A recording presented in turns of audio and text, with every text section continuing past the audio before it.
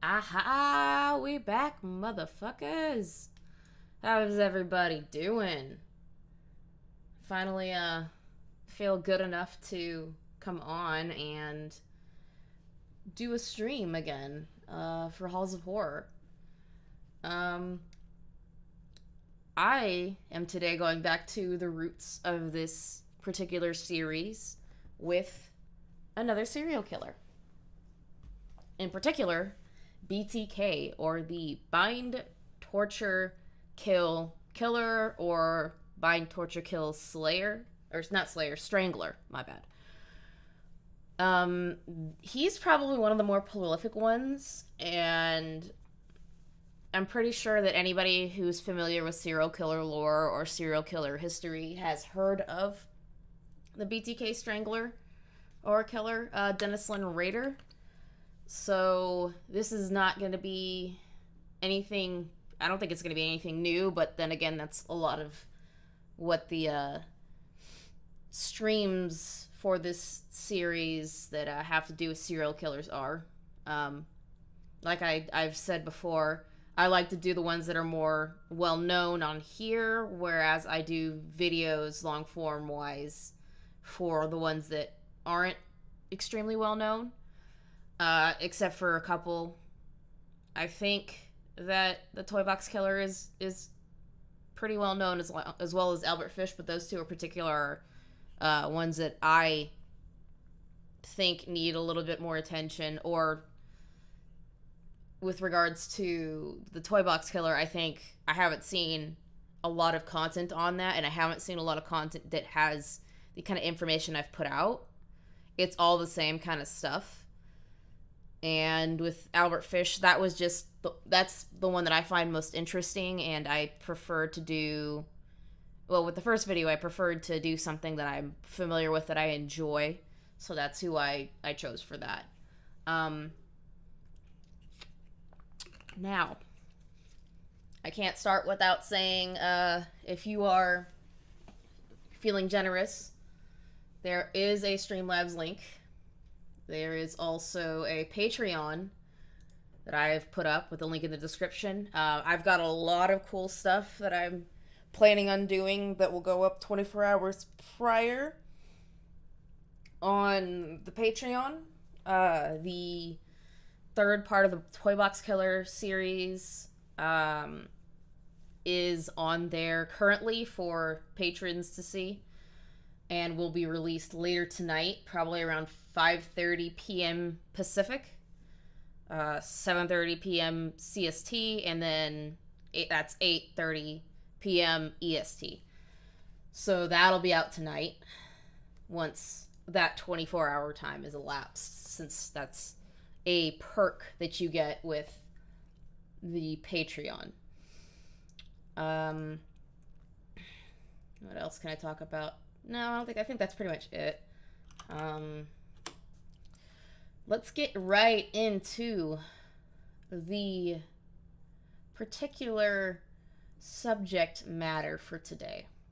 And that would be Dennis Rader, or the BTK Strangler / Killer. He was born March 9th, 1945, to Dorothea May Rader and William Elvin Rader, who's one of 4 kids. And he was born in Pittsburgh, Kansas, but grew up in Wichita, Kansas. Unfortunately, as a kid, his parents were not around very often because they worked long hours. And that meant that they were left to their own devices. And that's really not a good thing when it comes to kids. You can't really control what they're seeing, what they're into, what they're getting themselves into. Rader describes being with his parents, that his mother ignored him purposefully, and he hated her for that. So he literally does absolutely hate his mother, and he's admitted to that.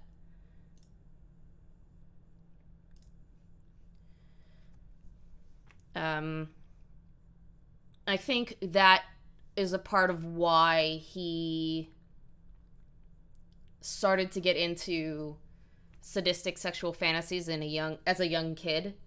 He thought about quote unquote trapped and helpless women and torturing them, or rendering women trapped and helpless to torture them. And he exhibited a lot of the same symptoms or characteristics of serial killers at a young age, and that would be zoosadism, meaning he liked to torture, kill, hang small animals to feel powerful, to have some sort of control. He also showed really weird fetishes growing up that usually do turn into something more sadistic, and he enjoyed voyeurism. He liked to asphyxiate himself for autoerotic asphyxiation. He liked to cross-dress, so he liked to dress like a woman.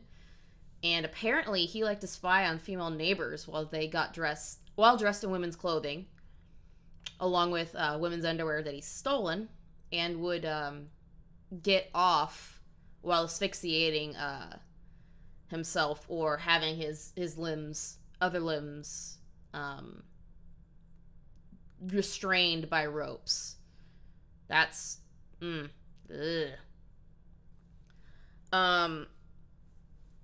Rader also would later say that during what they call cool-off periods for serial killers, meaning there are serial killers that have more than the 3, or technically 2,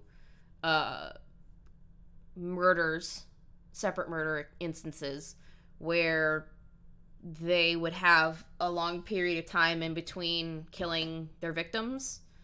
That would be considered a cool-off period. So say they killed one person, killed another person, took some time off, like a year, a couple months, and then killed another person. That would be considered the cool-off period.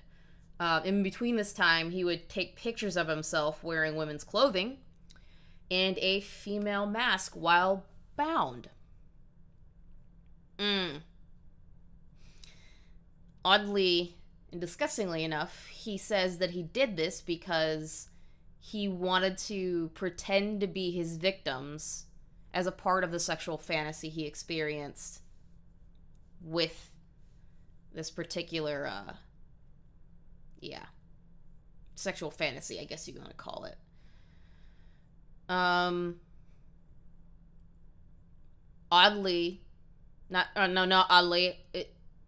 Typically for serial killers, he was able to hide that and be a very well-mannered, polite, well-liked member of his community, which is something that most serial killers that are prolific as BTK,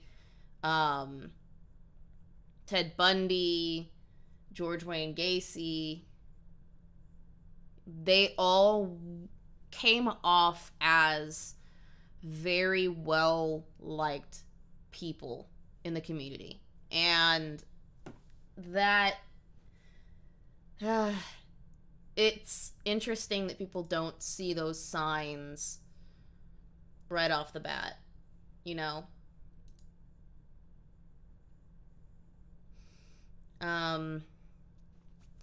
The other thing that kind of bothers me with some of these things is that some of these serial killers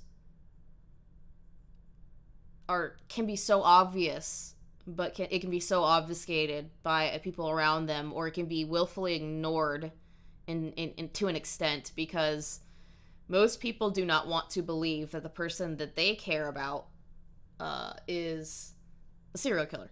Hey, Jessica, love you. Mwah! Thanks for coming by.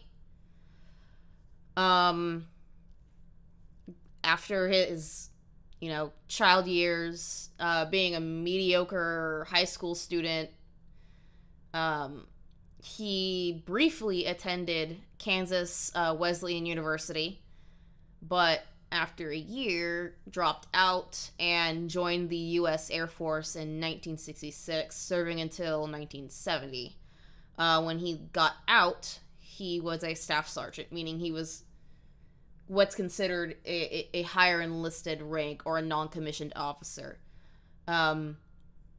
There's officers that are commissioned, meaning the lieutenants, colonels, majors, those kinds of people, and then there's the NCOs, which are the sergeants, staff sergeants, sergeant first classes, first sergeants.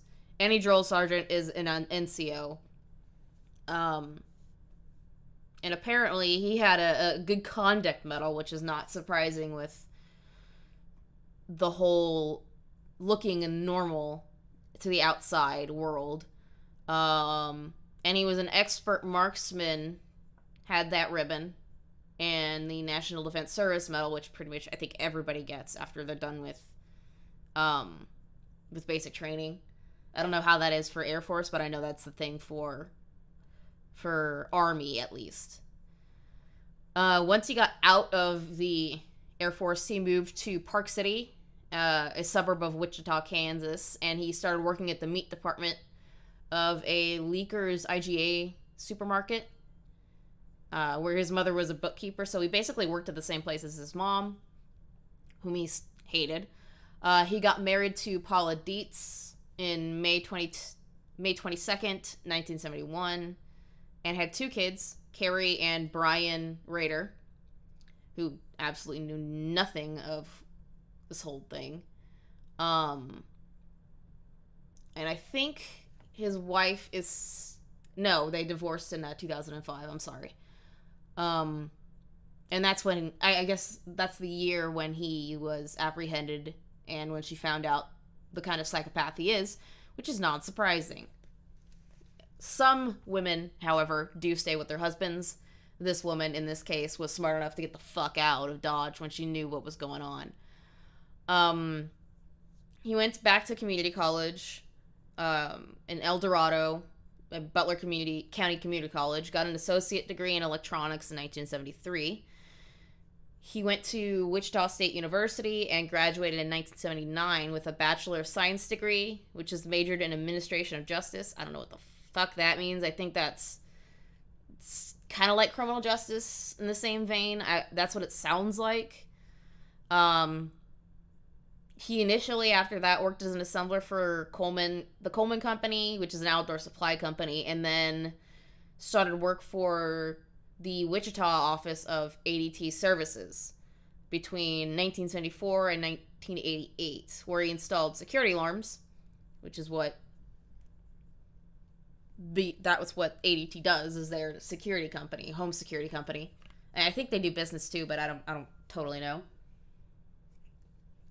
I just know they do security systems because I have one. And apparently that's how he used or picked his targets for his murders. He picked his killings. Apparently, he went to the census field after that as a supervisor in 1989, and then that was before the 1990 federal census came up. In 1991, he was a dog catcher and compliance officer for Park City, and apparently people remembered him being overzealous and really strict about what he was doing, but took a lot of pleasure in bullying and harassing single women. That's very telling, and I think that goes back to his hatred of his mother. Because once you hate your mother, you usually don't treat other women very well. That's, at least in the case of men. I don't know a lot of that with women. Apparently he killed... One of the neighbors said that he killed their dog for no reason, which goes back to the zoo sadism shit, and then that's disgusting. I would never want anyone touching my dog like that. Like everybody, like I've said with every other serial killer that's like this, he was a member of his local church, Christ Lutheran Church, was the president of the church council. He was a Cub Scout leader. Holy shit, I don't like that. I don't like the idea that a serial killer is around my kids. But after his arrest, oh, there it is. There's the what happened. In July 26, 2005, once he was arrested, his wife was granted an emergency divorce, meaning that she didn't have to wait for that to go through. Now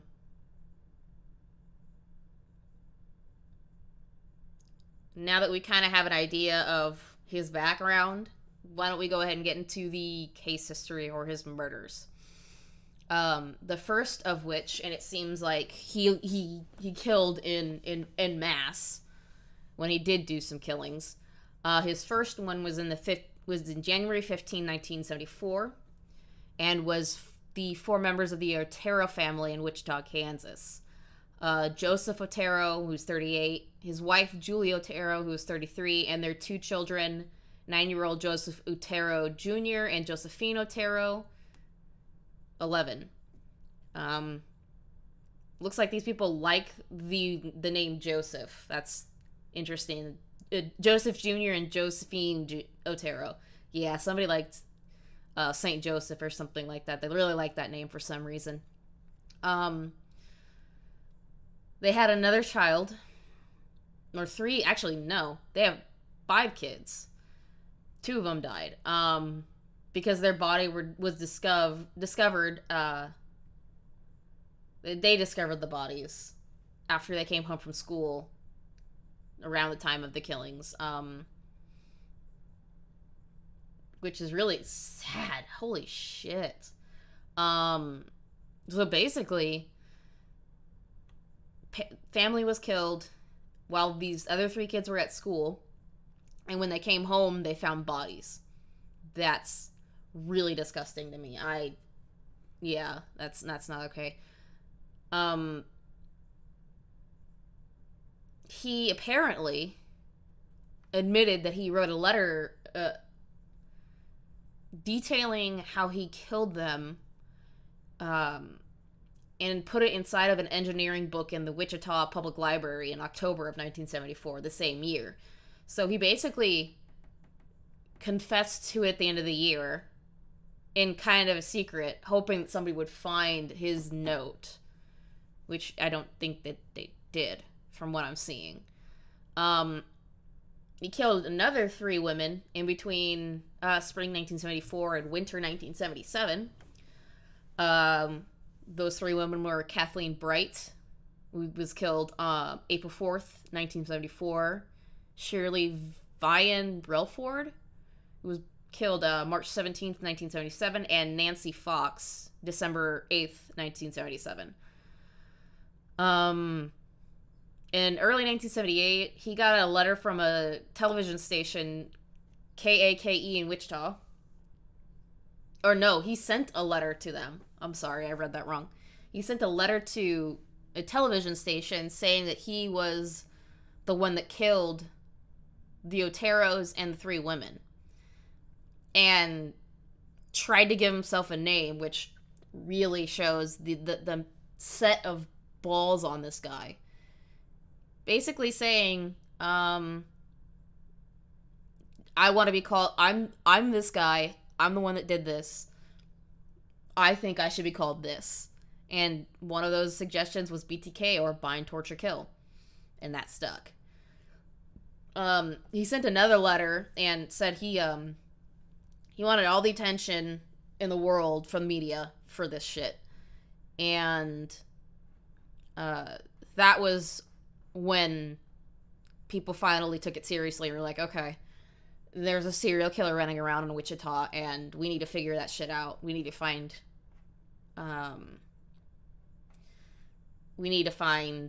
what or who this guy is, or these guys are, if there's more than one.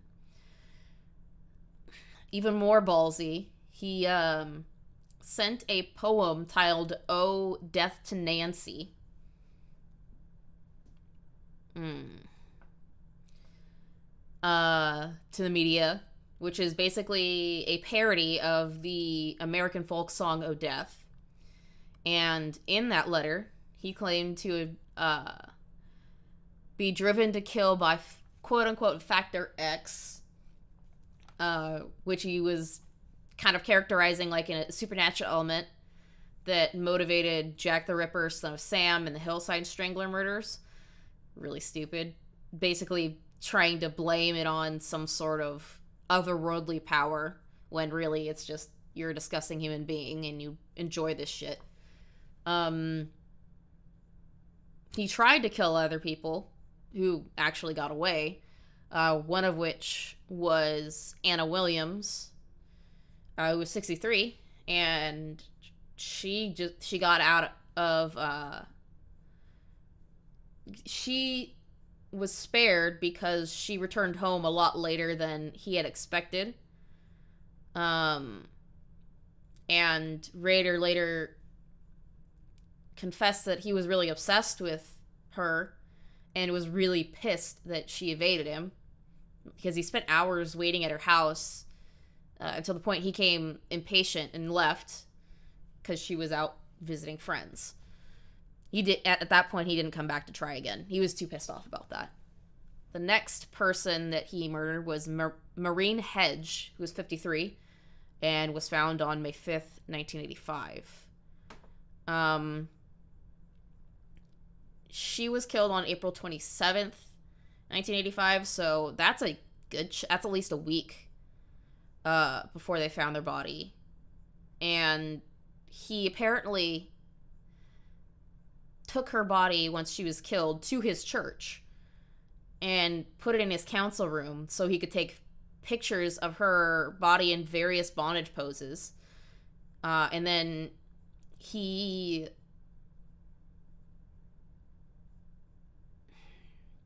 what he would do is he'd bring kind of paraphernalia for his murders in black plastic sheets and hide them all over his office, and then dumped the body and called it Project Cookie. God, that's gross. That's really gross. In 1988, he murdered 3 members of the Fager family in Wichita and sent a letter saying that he was the one that killed them. But that's not proven to be...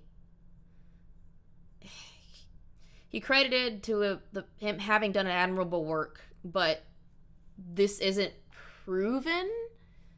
It's kind of a possibility. I don't think they know who killed that family.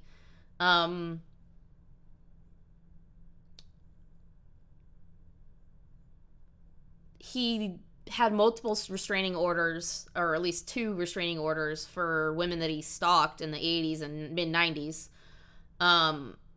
And one woman was so afraid of the guy that it went so far as to change her address and move. Holy shit. Hey, sweet mother, stop. Welcome to the channel. Welcome to the show.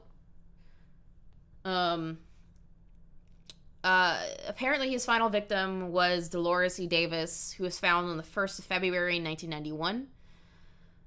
And he killed her apparently on the 19th of January 1991. So once again, the body was hidden or dumped and was not found until several weeks later, which is scary and can make it really difficult for law enforcement to track someone down. By then, the evidence could be severely deteriorated, if not gone.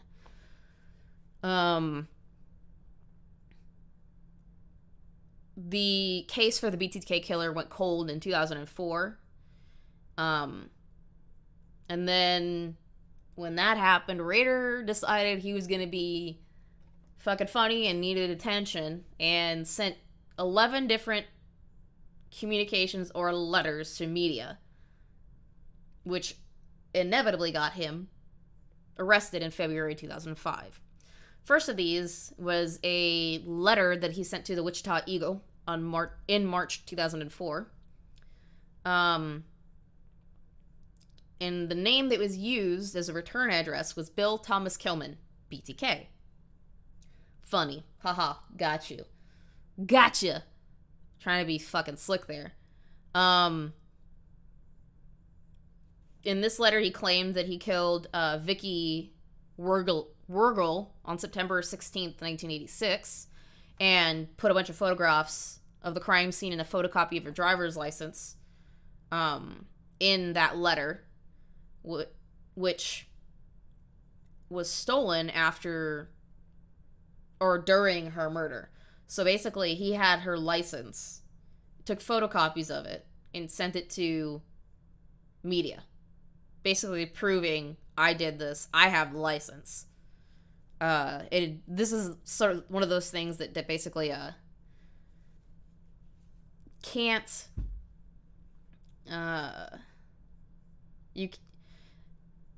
if police are smart, they will hide that kind of fact away from the public so that when that person is inevitably found, if they have that evidence, that means that they are the person that did it. Or if they know that explicit detail, they're the person that did it. Which in this case obviously got him fucked. Wordily, it was not initially attributed to him because the DNA that was found under the evidence, or under her fingernails, wasn't DNA tested at the time, and I don't think they had that capability until the 90s anyways. So what they did keep, they started testing hundreds of guys in an effort to figure out who it was. Basically 1,300 DNA samples were taken and destroyed by court order that didn't match up. He sent another message in May 2004 to television station KAKE, which you talked to before, with chapter headings for the quote-unquote BTK story, fake IDs, and a word puzzle, because he wanted to be funny. On June 9th, he sent a package it was taped to a stop sign on the corner of First and Kansas Roads in Wichita. So he basically dropped off a package and wanted somebody to grab it. Inside of it, it had really graphic descriptions of the Otero murders and a sketch labeled "The Sexual Thrill Is My Bill." Don't know what that's supposed to mean, but okay. There's also a chapter list for a proposed book titled The BTK Story, so dude was really obsessed with himself and wanted all the attention in the world, even though most serial killers are trying not to get caught. It's a funny dichotomy. It's a duality of man, I guess, where serial killers want all this attention, but they want to keep doing what they're doing. So, innately, serial killers want to be caught. Because they want to be infamous. They want the attention. And this is a very, very good example of that. One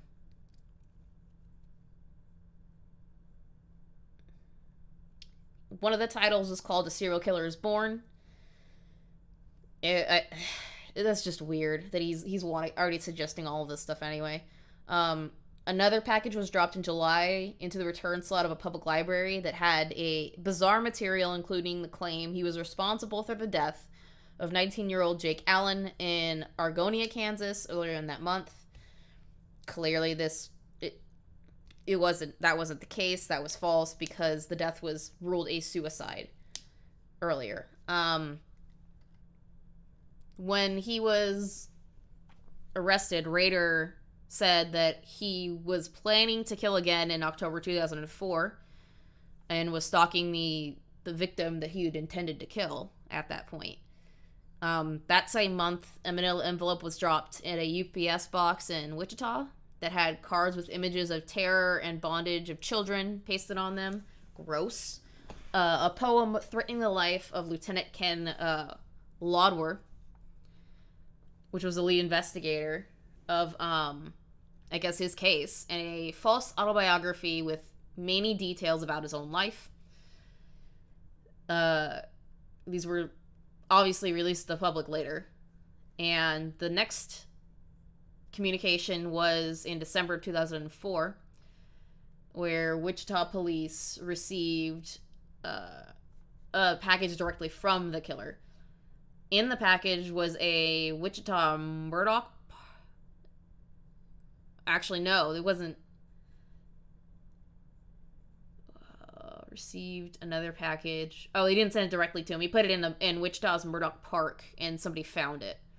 It had the driver's license of Nancy Fox, which is one of the women that he killed earlier on, and had been stolen from the crime scene, along with a doll that was symbolically bound at the hands and feet and had a plastic bag tied over its head.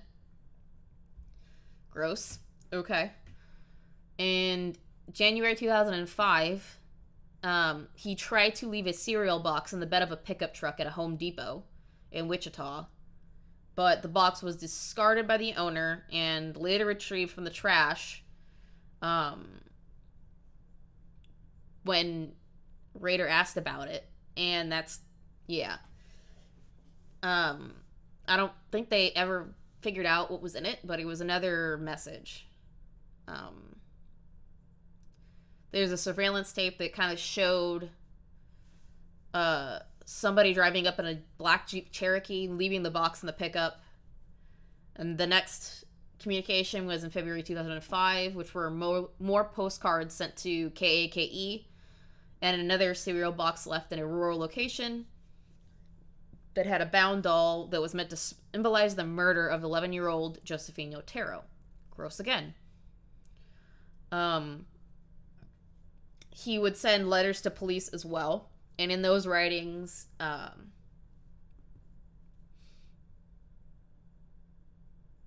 he asked if put on a floppy disk, they couldn't be. He figured that if he put his information on a floppy disk, it couldn't be traced to him. And when asking that question, police answered in a newspaper ad in the Wichita Eagle saying it was safe to use the disc. I'm pretty sure that was a lie.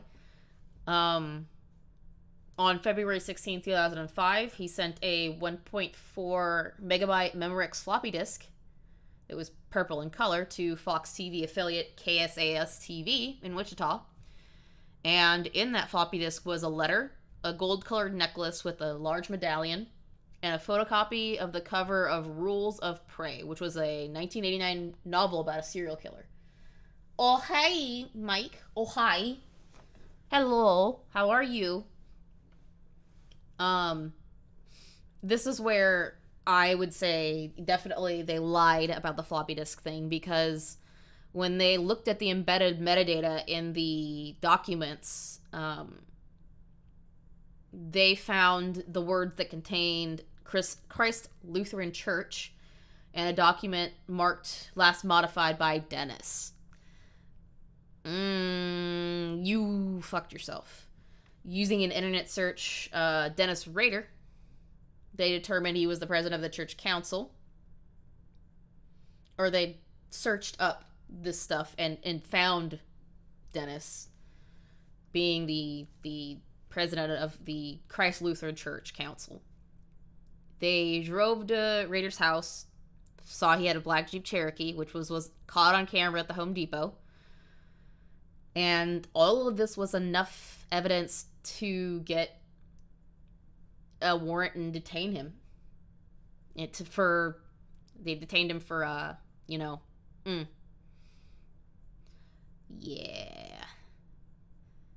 They got another warrant and used a pap smear test taken from Rader's daughter at Kansas State University Medical Clinic, which showed a familial match between the pap smear and the sample from Morguley's fingernails, which, there you go. They finally got their match. And that basically indicates that a person is closely related to another person. So if you got there's a definitive match and then there's a familial match. Those are probably the two closest things you can get with DNA evidence to convict somebody, because one is that definitively shows that that's that person, and then the familial match shows that either your mother or your father is the close relative to that point, or sibling in this case. And at this point, that was enough to actually arrest Rader. So they detained him, got the DNA from his daughter, got that stuff tested, and boom, enough to arrest him. He was arrested near his home in Park City shortly after noon on February 25th, 2005. And the officer, they actually showed noted the altercation, or what was said between them. And the officer said, "Mr. Rader, do you know why you're going downtown?" And Rader replied, "Oh, I have suspicions why." So he knew he was going to get got. There was no way he wasn't going to. The Wichita Police, Kansas Bureau of Investigation, FBI, and ATF agents went all over his place in vehicle, taking everything they could, and computer equipment, apparently a pair of black pantyhose that they found in the shed, and a cylindrical container. They were also able to go to the church he attended, and went into his office at City Hall, and the main branch of the Park City Library were also searched. And the next morning, the police chief came out and said, "BTK is arrested," which probably was a big sigh of relief for Wichita and Kansas in general. On February 20th, 2005, Rader was officially charged with 10 counts of first-degree murder. And after the arrest, Associated Press said that anonymous source alleged Rader confessed to other murders in addition to those that hadn't been connected. This was denied by the Sedgwick County District Attorney, but they really refused to say whether or not there were any confessions made, or if they were looking into possible involvement in more unsolved killings. On the 5th of March, it was claimed that multiple sources verified Rader had confessed to the 10 murders he was charged with, but no other ones. Before that, on March 1st, bail was set at $10 million. Holy shit. That is a lot of money. With the Toy Box killings, their bail was set at $1 million. Hendy's and David Parker Ray's. This is 10 grand. So this is worse. Oof. He basically... he was fucked. There's no way he was getting out of that. He pled not guilty at the May 3rd arraignment, who couldn't speak at that time. On June 27th, the trial started, and he ended up changing it to guilty and decided he was going to describe the details in the murders in detail, and didn't apologize for it at that time. He did end up apologizing for it, which didn't mean shit at this point. In August 18th, when he was sentenced, basically after rambling for 30 minutes that the prosecutor likened to it, and it was said that it was likened to an Academy Awards acceptance speech. He was basically bullshitting because he loved it. He loved the fact that he could say, "I did this, I get the attention for it." And because of that, he was sentenced to 10 consecutive life sentences with a minimum of 175 years. He ain't getting out. He would have gotten the death penalty, but that was not around in Kansas at the time of those murders. On August 19th, he was moved to El Dorado Correctional Facility. So that's where he's been since.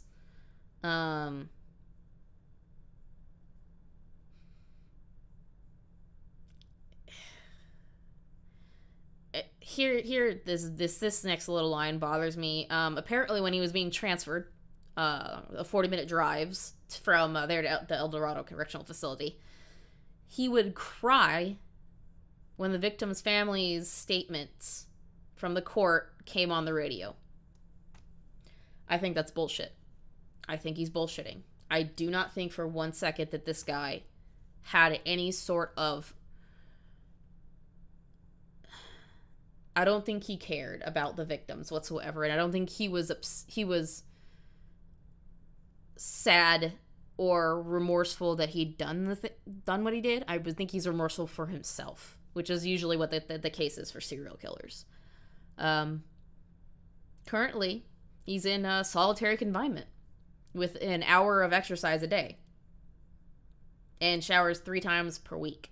So he only gets to shower 3 times a week to make sure that people don't fucking kill him in prison.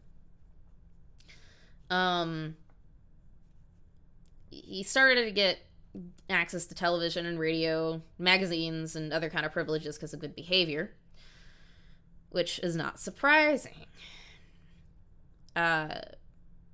Even though these are only the cases that are attributed to him and he's convicted of, there were other investigations that were done after his arrest by police in Wichita and Park City and other cities surrounding that had unsolved cases that were similar. They kind of focused on cases after 1994 when the death penalty was reinstated in Kansas. They also worked in conjunction with other states around them, Nebraska, Missouri, Colorado, Oklahoma, and Texas, to see if Rader had done any kind of murders in those states. They also checked into unsolved cases during the time he was serving in the military. But with all of this massive amount of investigation, they didn't find anything they could attribute to Rader. And they kind of confirmed that they suspected that if he'd killed somebody, he would have taken credit for it at this point. And that was basically proven correct. And at this point, the only murders that are believed to be attributed to him are those 10. So these are the 10 for sure that are attributed to BTK. And that's the Otero family: Joseph Otero, Julia Maria Otero, Joseph Otero Jr., Josephine Otero, Catherine Doreen Bright, Shirley Ruth Vian Relford, Nancy Jo Fox, Maureen Wallace Hedge, Vicky Lynn Wergley, and Dolores Erline Johnson Davis. So, he doesn't have a lot of stuff that's inspired by him, so I'm not really going to worry about it. But that's basically everything you really need to know about the BTK killer. He is very well known, probably because of how he handled his interactions with the media. And he's not the most depraved of the killers that I've looked at. There's definitely others that are worse, but that's the basics of what went on with that particular case. I'm going to close the stream out for now. I might come back on later for more Resident Evil streaming, but I'm not sure. Once again, I have a Patreon linked in the description below. If you want to join in on that would be greatly appreciated, but it is not mandatory.